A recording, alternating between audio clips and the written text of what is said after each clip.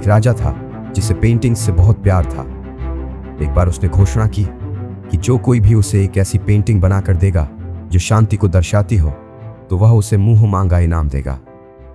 फैसले के दिन एक से बढ़कर एक चित्रकार इनाम जीतने के लालच में अपनी अपनी पेंटिंग्स लेकर राजा के महल पहुंचे। राजा ने एक एक करके सभी पेंटिंग्स देखी और उनमें से 2 पेंटिंग्स को अलग रखवा दिया। अब इन्हीं दोनों में से किसी एक को इनाम के लिए चुना जाना था।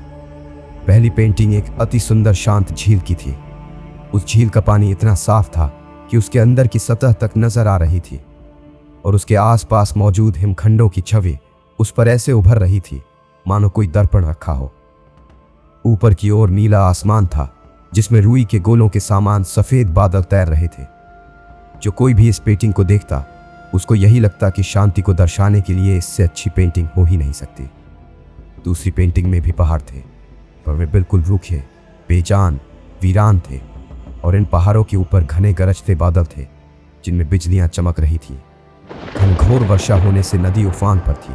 तेज हवाओं से वृक्ष हिल रहे थे और पहाड़ी की एक ओर स्थित झरने ने रौद्र रूप धारण कर रखा था। जो कोई भी इस पेंटिंग को देखता यही सोचता कि भला इसका शांति से क्या लेना देना, इसमें तो बस अशांति ही अशांति है। सभी को भरोसा था कि पहली पेंटिंग बनाने वाले चित्रकार को ही इनाम मिलेगा। तभी राजा अपने सिंहासन से उठे और ऐलान किया कि दूसरी पेंटिंग बनाने वाले चित्रकार को वह मुंह मांगा इनाम देंगे। हर कोई आश्चर्य में था। पहले चित्रकार से रहा नहीं गया। वह बोला, लेकिन महाराज, उस पेंटिंग में ऐसा क्या है जो आपने उसे इनाम देने का फैसला लिया, जबकि हर कोई यही कह रहा है कि मेरी पेंटिंग ही शांति को दर्शाने के लिए सर्वश्रेष्ठ है।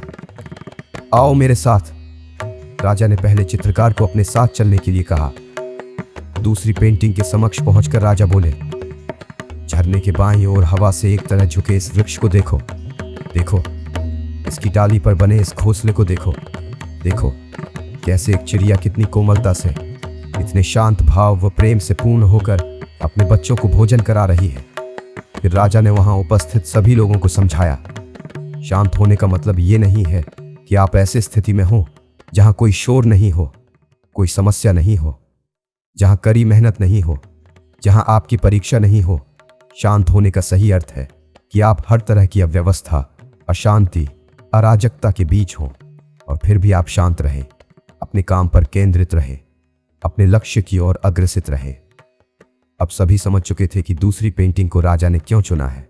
तो दोस्तों, स्टोर ऑफ स्टोरीज की इस स्टोरी से हमें यह सीखने को मिलता है कि हर कोई अपनी लाइफ में शांति चाहता है और अक्सर हम शांति को कोई बाहरी वस्तु समझ लेते हैं और उसे बाहरी चीज़ों में खोजते रहते हैं। कोई सोचता है पहाड़ों में जाकर शांति मिलेगी, कोई समझता है बड़े महलों में शांति होगी, जबकि शांति पूरी तरह से हमारे अंदर की चीज़ है। और फैक्ट यही है कि तमाम दुख, दर्दों, तकलीफ़ों और दिक्कतों के बीच भी शांत रहना ही असलियत में शांत होना है। धन्यवाद।